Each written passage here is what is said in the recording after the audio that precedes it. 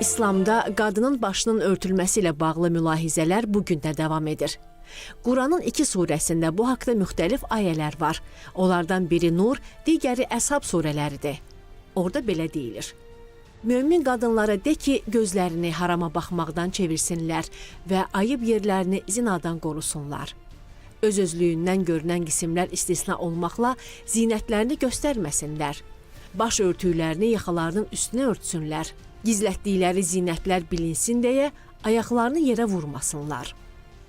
Digər bir ayədə isə deyilir ki, ey Peyğəmbər, zövcələrinə, qızlarına və möminlərin zövcələrinə örtünmələrini söylə. Bu, onların tanınmaları və incidilməmələri üçün daha münasibdir.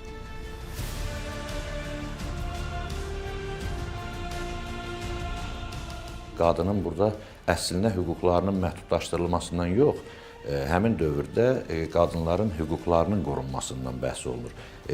Ayələrin şən nüzulu, səbəb nüzulu göstərir ki, məhz həmin dövrlərdə qadınlara qarşı müxtəlif təcavüz halları baş verilmiş, müxtəlif təzyiqlər baş verilmiş və qadınların hüquqlarının pozulması halları olurmuş. Biz Quran-ı Kərimdəki hicabdan bəhs edən, qadının örtünməsindən bəhs edən ayələrə nəzər saldıqda aydınlaşır ki, həqiqətən də orada qadınların zinətlərinin və ya zinət olan əzalarının örtünməsindən bəhs olunur. Bu da sübut edir ki, həqiqətən həmin dövrdə bu hallar, bu faktlar baş vermişdir. Orada vurğulanır ki, bu tanınsınlar və seçilsinlər deyə bu qadınlar örtünməlidir. Burada demək bir məsələ var ki, İslam tarixinə nəzər saldıqda biz görürük ki, həmin dövrlərdə cariyələr, xidmətçilər fəaliyyət göstərirdi. Cariyələrin və əsirlərin, xidmətçilərin başlarının örtməsi əksinə qadağan olunubdur. Tarixdə bir çox faktlar var ki, hətta müxtəlif cariyələr başlarını örtdüklərinə görə cəzalandırılıblar.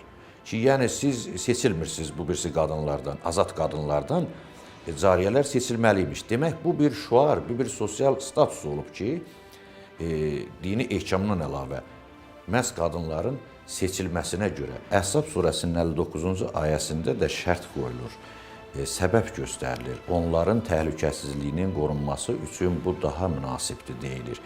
Demək ki, elə yerlər, elə məqamlar ola bilər ki, ümumiyyətlə qadının tamamilə örtünməsinə zərurət ola bilər. Elə məqam ola bilər ki, bəli, orada günah. Əgər qadın başı açıq hansısa bir cəmiyyətdə, ola bilər hansısa bir toplum, nə olsun, müasir dövrdə olsun, ora o halda, o durumda, o geyimdə getdiyi halda ona qarşı müxtəlif mənfi hallar baş verə bilər. Belə ehtimal belə varsa, bu halda günahdır. Yox, amma elə cəmiyyət varsa ki, heç qadın yolla gedəndə ona çevrilib baxan olmur, pis nəzərlə baxan olmur, təbii ki, orada buna nə ehtiyac olasıdır ki, başı örtməsə günaha girir deyə konkret bir ayə yoxdur.